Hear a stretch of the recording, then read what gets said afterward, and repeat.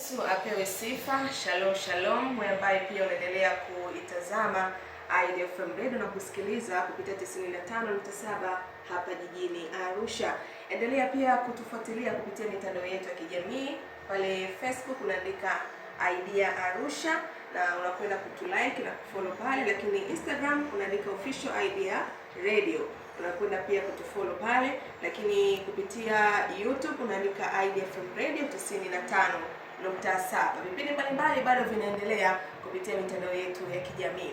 Na hii leo basi nina mama ambaye ana shuhuda yake, atakwenda pia kutujuza kile ambacho kimetokea katika maisha yake, lakini pia katika biashara yake, kitu gani hasa kimetokea baada ya kufanyaje. Na hii leo ninaye mama hapa ndani, atakwenda kututambulisha anaitwa nani na kitu gani kimetokea ndani ya maisha yake baada ya kufuatilia ibada za mtumishi wa Mungu Mtume Boniface Mwamposa Bulldozer. Alitumia nini na akafanikiwa na akatendewa. Hii leo tunaye na tuzungumza vyema. Karibu sana mama.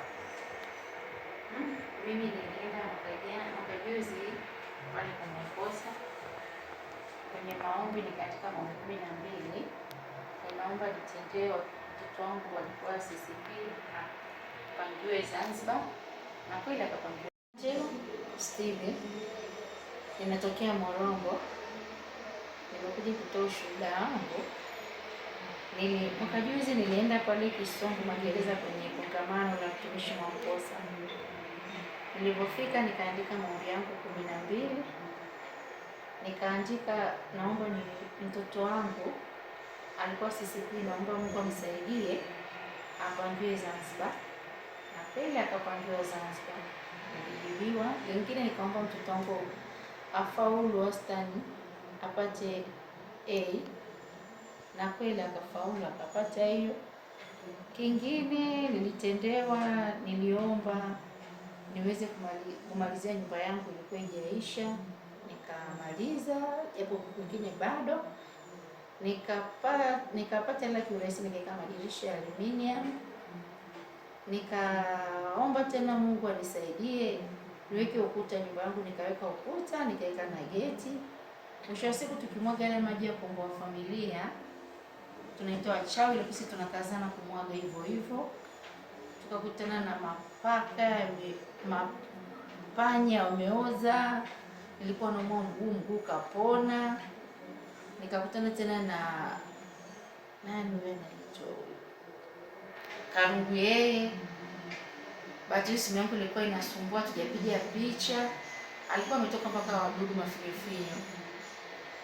Tukao tumepona, tukana maombi 12, tunaendelea kuandika na kufuatilia kuomba familia. Mwisho wa siku nikaomba nipate duka. Kweli mtoto wangu akanitumia mtaji, nikafungua duka na nimepiga picha. Duka nimempa huyu dada hapa. Kingine nilikuwa naumwa pressure. Siku hiyo nilipuuzia tena nikakuuzia, nilikuwa naumwa pressure. Nikakuta tu ni siku ya kula keki kwa familia. Ni siku ya kula keki, ilikuwa Jumapili.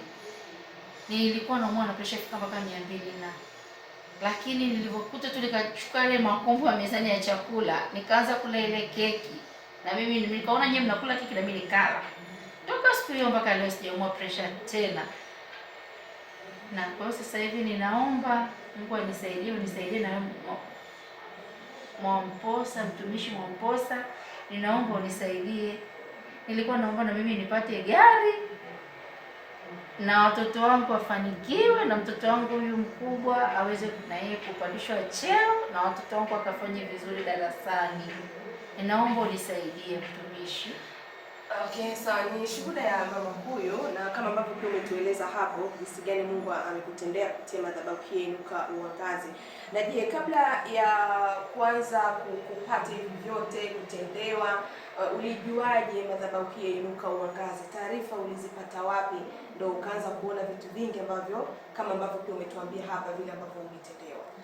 Mimi nilikuwa sijui hiyo redio. Nilikutana na dada mmoja katika kuumwa kwangu na mambo yangu yalikuwa ni mazito. Yule dada akaniambia kwamba fuatilia redio 95.7, utaona kila kitu. Kama ni TV, fuatilia Rise and Shine.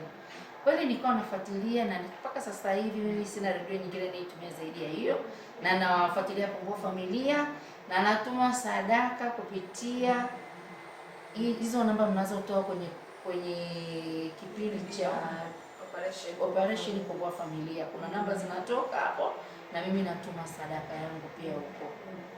Na baada ya kutumia nini na nini ndio vikakuponya, na mpaka sasa hivi umesema umeshafungua duka, umejenga nyumba yako, baada ya kutumia nini ndo nilienda na Raxazoni nikachukua mafuta, nikachukua maji. Kwanza kabla ya hapo sijaenda kuchukua, nilikuwa nafuatilia ile maji, nachukua ile maji ya Komboa Familia na Arusha, na yale mtumishi akiombea na mimi nachukua, na nyanyua ndoo, najitisha kichwa